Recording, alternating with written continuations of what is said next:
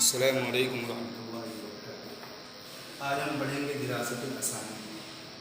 دراسہ کہتے ہیں اسٹڈی کرنے کو، پڑھنے کو۔ اسانید یہ سند کی جمع ہے، جمع الجمع ہے۔ سند کی جمع آتی ہے اسناد، اس کی جمع ہے اسانید، اور اس کو کہتے ہیں جو متن سے پہلے شروع ہوتا ہے اس کو سند اور اسانید کہا جاتا ہے، اور اسناد کہا جاتا ہے سند کو بیان کرنے کو۔ سند کو بیان کرنے کا جو عمل ہے وہ اسناد کہلاتا ہے۔ یہاں دیکھیے الفرق، دو چیزیں بیان کریں گے، الفرق بین السند والمتن۔ سند اور متن میں فرق کیا ہے؟ دوسری چیز دراست الاسانید تحتاج الی علم الجرح والتعدیل۔ دراسہ اسانید یعنی اسانید کا جب دراسہ کریں گے، اس کا اسٹڈی کریں گے، اس کی پڑھائی کریں گے، سند کے بارے میں جانکاری حاصل کریں گے، سند صحیح ہے کیسی ہے، اس میں انقطاع ہے، اتصال ہے یا کچھ اور خرابی ہے، تو ساری چیزوں کو جاننے کے لیے آپ کو ضرورت پڑے گی علم جرح و تعدیل۔ سند کے لغوی معنی ہیں معتمد، جس پہ ٹیک لگایا جائے، جس پہ اعتماد کیا جائے، جس پہ بھروسہ کیا جائے۔ چونکہ متن کا پورا دار و مدار متن ٹکا ہوا ہے سند پہ۔ صحیح سند سے اگر کوئی بات آپ صلی اللہ علیہ وسلم سے بیان کی جا رہی ہے تو اس کو صحیح مانا جائے گا، اگر بیچ میں سند میں گڑبڑی ہے تو اس کو صحیح نہیں مانا جائے گا۔ اس لیے روایتیں کوئی موضوع ہو جاتی ہیں، کوئی کیا ہے ضعیف کہلاتی ہیں، سارا دار و مدار سند کے اوپر ہوتا ہے، اس لیے سند کو اس کو سند کہا جاتا ہے، اس کے معنی معتمد ہے۔ اور اصطلاحی معنی کیا ہے؟ اصطلاحی معنی متن تک پہنچنے کا جو راستہ ہے، سند کے ذریعے پہنچتے ہیں، جیسا کہ یہاں پہ ایک حدیث نقل کی گئی ہے، تو اس سند کے ذریعے متن تک پہنچ رہے ہیں، جو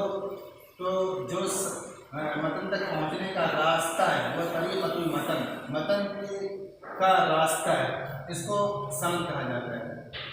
اور متن کسے کہتے ہیں؟ متن کے لغوی معنی ہیں زمین کا سخت اور بلند حصہ، جیسا کہ قاموس میں کہا ہے۔ اصطلاحی معنی متن کا کیا ہے؟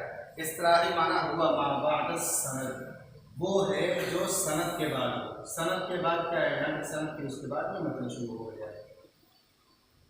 یہاں دیکھیے السند جمع اسناد، سند کی جمع اسناد آتی ہے، لیکن استعمال نہیں ہوتا ہے، اس کی جمع ہے اسانید، وہی استعمال ہوتا ہے۔ آپ سند کہیے، ایک ہے تو سند، دو ہے، تین ہے، چار ہے، تو اس کو آپ کہتے ہیں اسانید کہتے ہیں، یعنی زیادہ ہے تو اسانید، جمع ہے اسانید، اور سند ایک کو کہتے ہیں۔ سند اور اسناد میں تھوڑا فرق ہے، اس میں فرق بعض لوگ نہیں کر پاتے ہیں۔ اس میں فرق یہ ہے، سند اور طریقہ ایک ہی چیز ہے۔ اسناد کیا چیز ہے؟ اسناد، اس کو اسناد نہیں کہیں گے بلکہ اسناد کہیں گے اس عمل کو، یہ بیان کرنے کو اسناد کہتے ہیں۔ الاسناد فی الحدیث، حدیث میں جب اسناد بولا جاتا ہے تو اس کا مطلب ہوتا ہے رفع الحدیث الی قائلہ، یعنی امام بخاری علیہ الرحمۃ جب حدیث بیان کرتے ہیں تو یہ نہیں کہ ایسے ہی نہیں بیان کر دیتے ہیں کہ قال رسول اللہ صلی اللہ علیہ وسلم، نہیں، مجھ سے فلاں نے بیان کیا، حدیث کو کس پہ ڈال دیا؟ اس کے قائل کی طرف، یعنی جنہوں نے ان سے بیان کیا ہے ان کی طرف ڈال دیا، اور پھر انہوں نے بیان کیا ہے کن سے؟ ان کی طرف ڈال دیا، یعنی خود پہ خالی یہ کہے کہ میں بیان کر لوں، ایسا نہیں، بلکہ اس کے قائل کی طرف ڈال دینا، نسبت کر دینا، یہ ہے اسناد۔ تو اس میں ہر راوی دوسرے کی طرف نسبت کر دیتا ہے، مجھ سے یحییٰ نے بیان کیا، یحییٰ کہتے ہیں مجھ سے مالک نے بیان کیا، مالک کہتے ہیں مجھ سے نافع نے بیان کیا، رفع الحدیث الی قائلہ، اس سے جس نے بھی بیان کیا اس کی طرف بات کو لوٹا دینا کہ اس نے کہا، تو اس سے کوئی اگر اس میں کوئی گڑبڑی ہو گئی، کچھ بھی ہوا تو اس میں کوئی گناہ نہیں ملے گا، جیسا کہ ایک حدیث میں ہے اللہ کے رسول صلی اللہ علیہ وسلم نے فرمایا ہے۔ تو سند اور اسناد میں یہ فرق جان لینا چاہیے۔ سند کی جمع ہے اسانید، اور اسی طرح طریق اور طریقۃ بھی استعمال ہوتا ہے۔ اسناد الگ چیز ہے، اسناد اس عمل کو کہتے ہیں، جیسا کہ کہا ہے قال صاحب التوضیح الاسناد هو ان يقول احد حدثني فلان عن فلان عن النبي صلی اللہ علیہ وسلم، کوئی یہ کہے کہ مجھ سے فلاں نے بیان کیا، ان سے انہوں نے بیان کیا، ان سے انہوں نے بیان کیا، یہ کہنا اسناد کہلاتا ہے، یعنی اس کی نسبت کرنا، ڈالنا، حدیث کو دوسرے کی طرف لوٹانا، اٹھانا، لے جانا، یہ اسناد کہلاتا ہے۔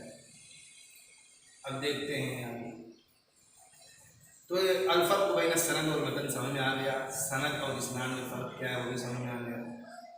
دراست الاسانید تحتاج الى علم الجرح والتعدیل، دراسہ اسانید یعنی یہ فن، اسانید جب سندوں کی اسٹڈی کریں گے، سندوں کو پڑھیں گے، اس کے بارے میں کوئی فیصلہ کریں گے کہ یہ سند کیا ہے، سند میں انقطاع ہے یا اس میں اتصال ہے یا نہیں ہے، یہ ساری چیزوں کے لیے آپ کو ضرورت پڑے گی علم جرح و تعدیل کی۔ علم جرح و تعدیل ہی ایسا فن ہے جس سے آپ پتہ لگا سکتے ہیں اس سند کے بارے میں، اسانید کا، سند کا دراسہ کر سکتے ہیں، اس کا اسٹڈی کر سکتے ہیں، اس کی پڑھائی کر سکتے ہیں۔ اس علم کے بغیر، اس فن کے بغیر بالکل ممکن ہی نہیں ہے۔ دراست اسٹڈی، اسانید جیسے کہ بتا دیا۔ اب اس میں بتایا ہے کیوں ضرورت پڑتی ہے دراسہ اسانید میں، اسانید کو یعنی سندوں کی پڑھائی کے لیے، سندوں کی جانکاری کے لیے علم جرح و تعدیل کی ضرورت کیوں پڑتی ہے؟ اس لیے کہ جب آپ سند پڑھیں گے تو اس میں سند کے بارے میں، سند دیکھیں گے تو اس میں یہی تو کہیں گے کہ یہ سند قوی ہے یا ضعیف ہے، سند میں فلاں راوی قوی ہے یا ضعیف ہے۔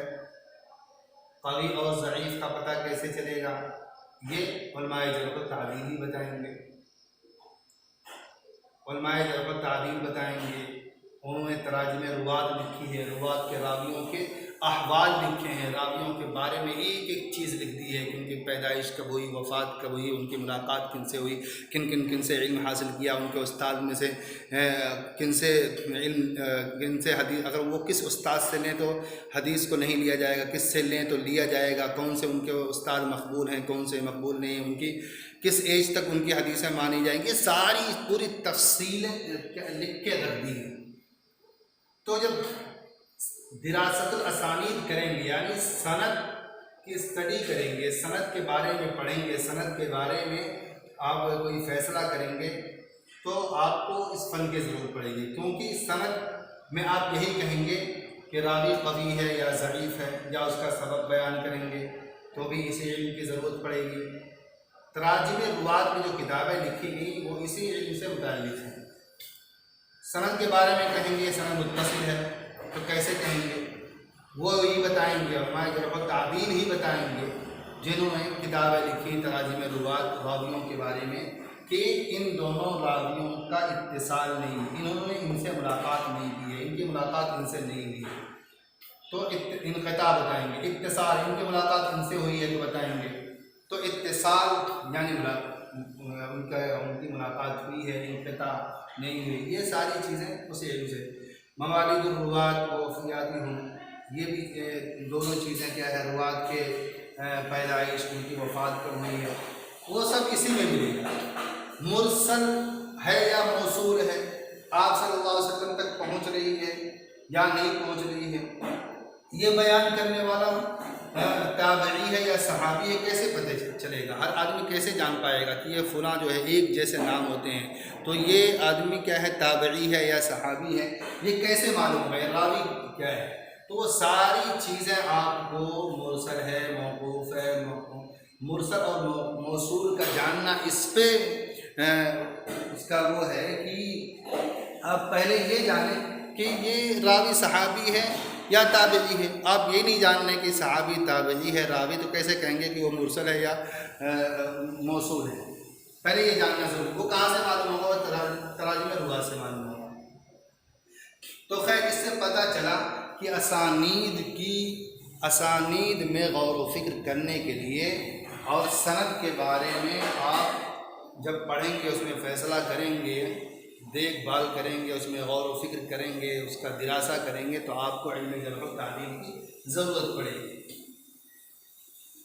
یہ پورا ہو گیا۔ دراسة الأسانيد تحتاج إلى علم الجرح والتعديل للحكم على رجال الإسناد ومعرفة حكم الحديث. اسناد، یہ جو کام کیا ہے اسناد، یہ بیان جو کیا گیا ہے اسناد کے رجال، یہ اسناد کے رجال پر حکم لگانا ہے کہ قوی ہے یا ضعیف ہے.